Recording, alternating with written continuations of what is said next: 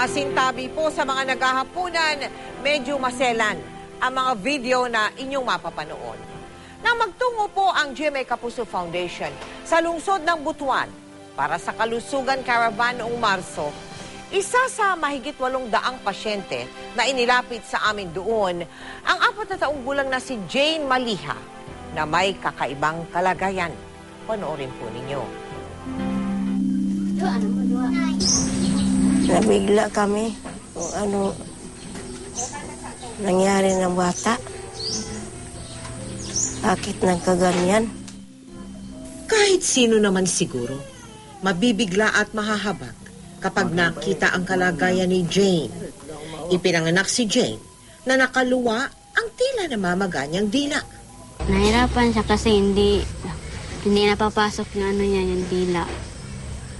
Pag lumalaki siya, lumalaki din ang dila niya.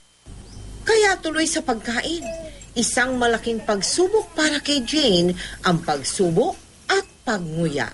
Kakaawa eh. Nalangin ako sa Diyos na sana wag niya ang bata kasi nahihirapan siya.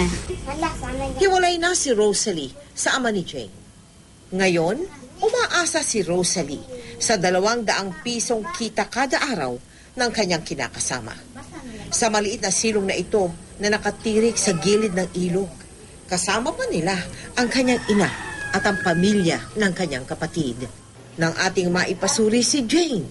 Yung macroglosia o malaki ang dila ay associated ito ng yung sakit na tinatawag namin na hypothyroid. Yung congenital na walang functioning ang kanyang thyroid.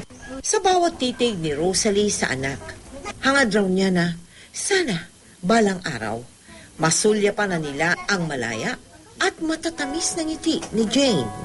Nananawagan po ako na sana matulungan niyo po ang anak ko.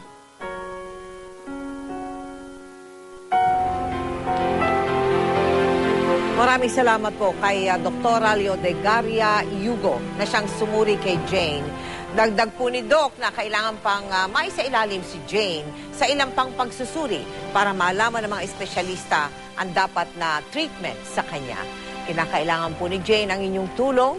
Para sa mga nais tumulong sa kanya, maaari po kayo magsadya o tumawag sa aming tanggapan o magdeposito sa aming bank account o anumang sangay ng Cebuana Luwilier o mag-log on sa www.kapusofoundation.com.